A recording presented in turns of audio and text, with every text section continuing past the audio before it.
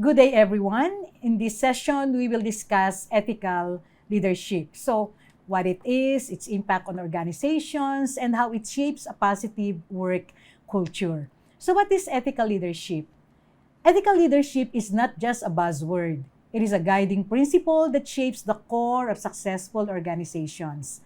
It is a form of leadership that focuses on promoting ethical behavior, moral values, and integrity within an organization or a community. Ethical leaders lead by example. They set positive examples for their followers, encouraging them to make ethical decisions and prioritize the well-being of others. It goes beyond mere compliance with laws and regulations and embodies a set of principles that guide leaders in making morally right choices even when faced with challenging situations. So, what are the key principles or features of ethical leadership? I have listed 9. First is integrity. Ethical leaders are honest, trustworthy, and transparent.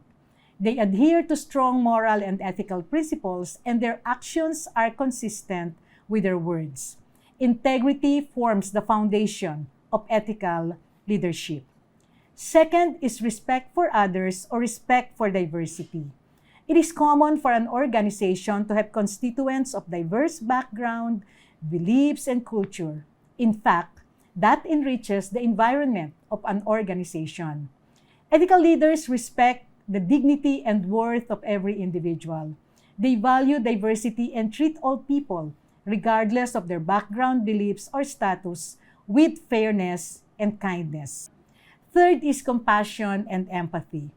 Ethical leaders show empathy and compassion towards others. They understand the perspectives and feelings of their followers, fostering a supportive and nurturing environment, and take this into consideration when making decisions. In fact, organizational policies and programs should reflect this compassion and empathy. This is usually done by having mechanisms to assist others, especially in times of need like sickness and calamities. Fourth is fairness and justice. Ethical leaders strive for fairness and justice in their decisions and actions. They treat everyone equally, ensuring that biases and prejudices do not influence their choices. No one is favored and no one is disadvantaged, no matter what the position is in the hierarchy of the organization. No voice should be silenced. Fifth is courage and accountability. Ethical leadership requires courage to stand up for what is right, even in the face of adversity or opposition.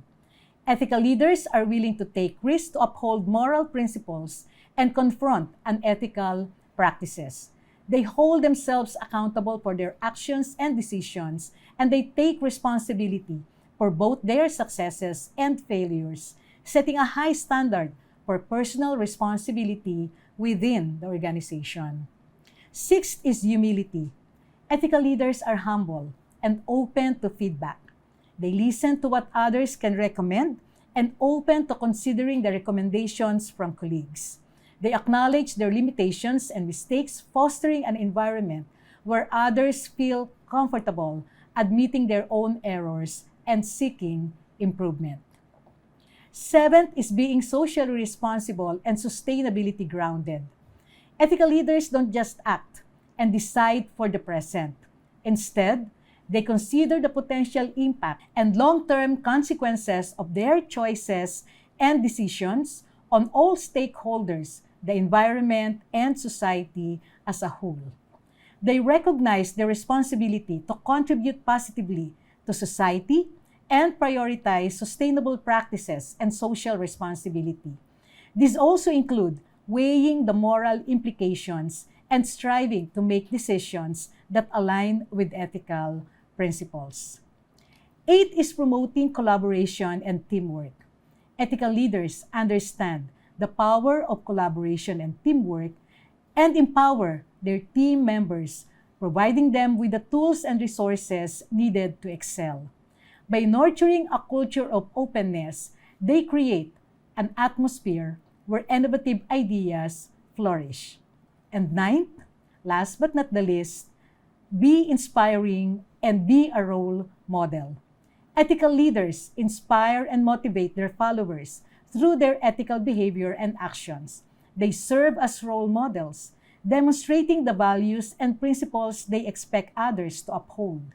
They are not the ones to break the rules of the organization, taking the stance of being exempted from it, being on top of the leadership ladder. We have to note that while some things are not illegal, the ethical and moral compass as professionals and leaders should be the guide.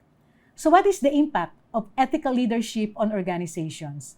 In being guided by these key principles, ethical leaders cultivate trust and credibility, promote a positive organizational culture, enhance employee morale, sense of belongingness, and engagement, which results to productivity at the individual and organizational levels.